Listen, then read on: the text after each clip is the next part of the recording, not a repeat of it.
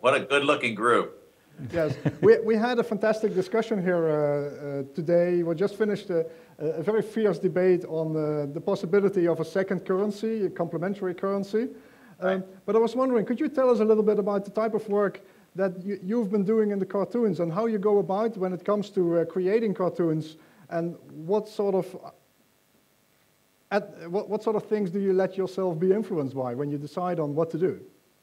Well, it's so interesting that, the first thing that you said to me was about your discussion about this new second currency. And the first thing that was going through my mind is, ooh, that's a good cartoon subject.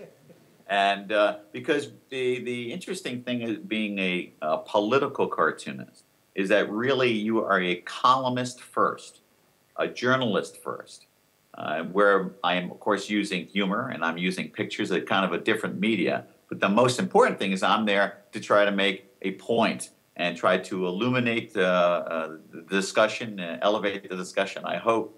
And so I start from the perspective of evaluating the news, reading and learning as much as I can before I even set out to put pen on paper.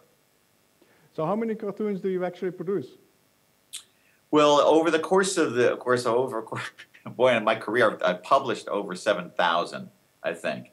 But I'm doing, for The Economist, I do weekly 1, 2, or 3 cartoons a week. For other publications, maybe an additional 1 or 2. Some weeks are busier than others. And certainly during the economic crisis, I was pretty busy. There was a lot to draw about.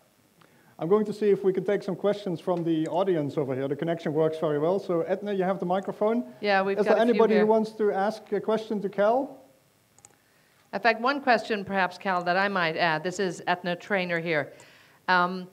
Looking at some of your cartoons, I'm sorry, I just missed the beginning of this, but you're obviously very carefully observing what's going on too. And in a way, do you think you've waved a few red flags in terms of what's happening as well? Yeah, the fortunate for satirists, human beings make a lot of mistakes. And, we're kind of in the business of, shining a spotlight on mistakes people have made in the past. But the most successful satirists are ones who kind of are looking to the future, anticipating and telling people of things they got to be aware of and be careful of in the future.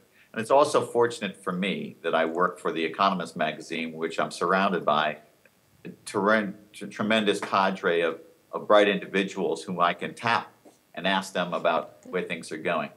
So when it came to this financial crisis, I certainly was very aware of what was going on and trying to illuminate as best as I could the dangers and the thin ice that lie ahead.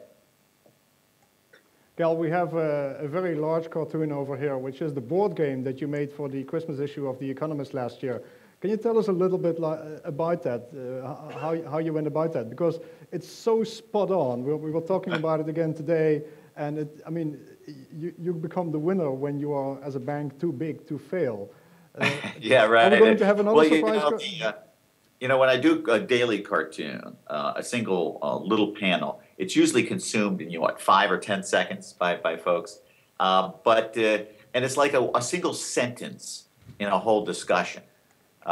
So this was such a complicated story, and also we remember that the game Monopoly was designed and conceived during the last financial crisis, and we thought that it was about time to do something that's a little more updated.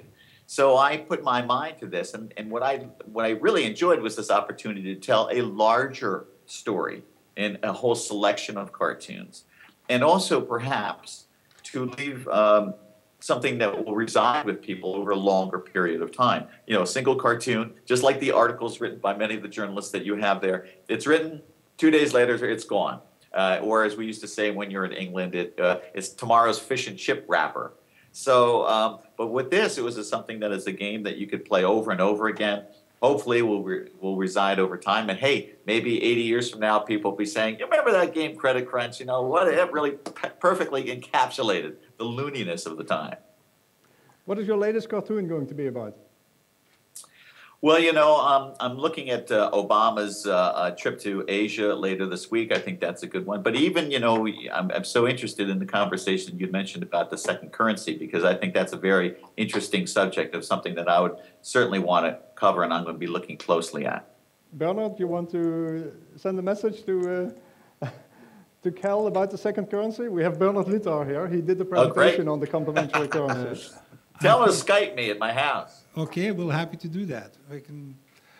There's a whole paradigm to shift that would be required to do this, okay? Yeah. So we need to have a bit of a conversation. It's not going to be a one-liner. Well, the challenge of the cartoon, and it's my challenge every day, and what I really love about it is this notion that you have to take this very complex